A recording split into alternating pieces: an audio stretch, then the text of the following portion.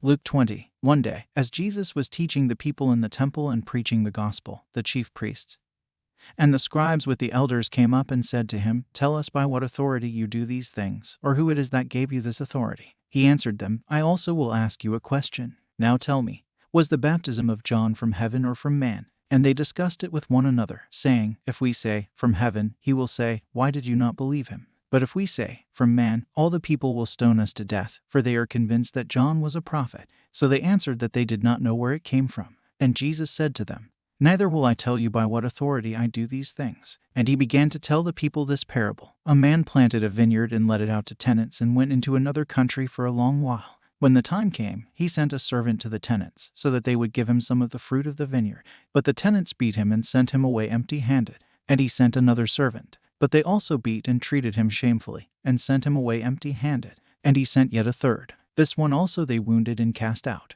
Then the owner of the vineyard said, "What shall I do? I will send my beloved son, perhaps they will respect him." But when the tenants saw him, they said to themselves, "This is the heir. Let us kill him, so that the inheritance may be ours." And they threw him out of the vineyard and killed him. What then will the owner of the vineyard do to them? He will come and destroy those tenants and give the vineyard to others. When they heard this, they said, "Surely not." But he looked directly at them and said, "What then is this that is written? The stone that the builders rejected has become the cornerstone. Everyone who falls on that stone will be broken to pieces, and when it falls on anyone, it will crush him." The scribes and the chief priests sought to lay hands on him at that very hour, for they perceived that he had told this parable against them, but they feared the people. So they watched him and sent spies, who pretended to be sincere, that they might catch him in something he said, so as to deliver him up to the authority and jurisdiction of the governor. So they asked him, "Teacher, we know that you speak and teach rightly, and show no partiality, but truly teach the way of God. Is it lawful for us to give tribute to Caesar, or not?" But he perceived their craftiness, and said to them, "Show me a denarius. Whose likeness and inscription does it have?" They said, "Caesar's." He said to them, "Then render to Caesar the things that are Caesar's, and to God the things that are God's." And they were not able in the presence of the people to catch him in what he said.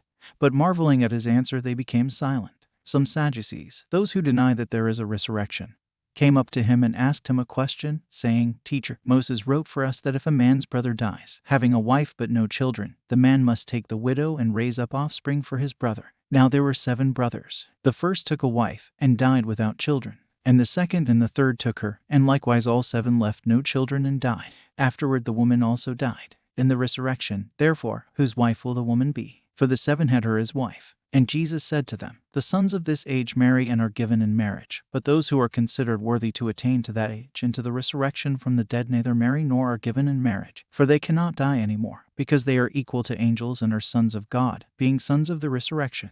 But that the dead are raised, even Moses showed in the passage about the bush, where he calls the Lord the God of Abraham and the God of Isaac and the God of Jacob. Now he is not God of the dead, but of the living, for all life to him." Then some of the scribes answered, "Teacher, you have spoken well." For they no longer dared to ask him any question. But he said to them, "How can they say that the Christ is David's son? For David himself says in the book of Psalms, 'The Lord said to my Lord, sit at my right hand until I make your enemies your footstool.' David thus calls him Lord, so how is he his son?" And in the hearing of all the people he said to his disciples, "Beware of the scribes, who like to walk around in long robes, and love greetings in the marketplaces and the best seats in the synagogues and the places of honor at feasts, who devour widows' houses and for a pretense make long prayers. They will receive the greater condemnation.